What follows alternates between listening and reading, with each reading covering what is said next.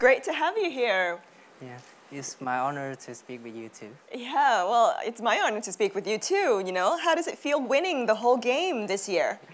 Well, it wasn't very easy. Road to Olympia requires lots of knowledge in a great variety of subjects.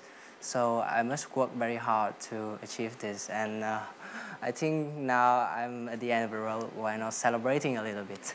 Okay, so tell us a bit about how you managed to gain so much knowledge in a very short period of time. What do you do?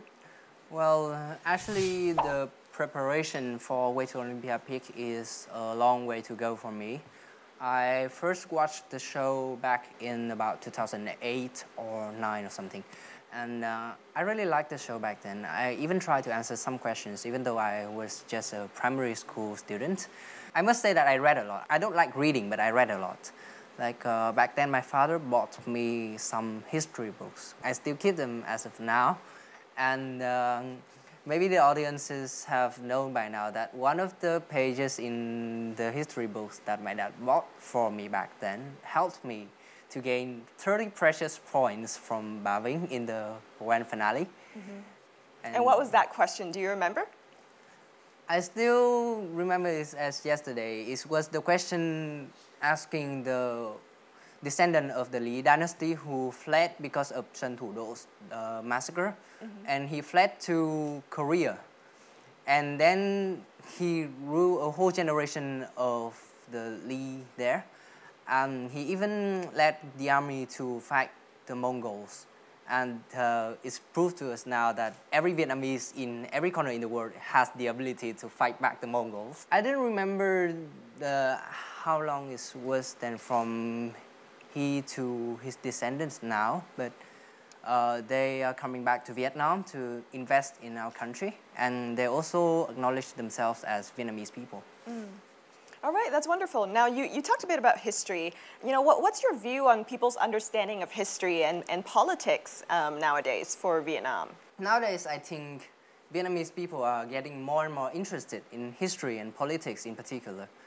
And I think it's a good thing when people can understand more about their country. The problem is there are many, many views in the whole wide world, and we can't see which one is right, which one is wrong, and then people just argue with each other all the time, and it may cause some chaos, even on the real life, because the war between ideologies, between political views, it has been raging on for ages. You're probably a guy that studies well.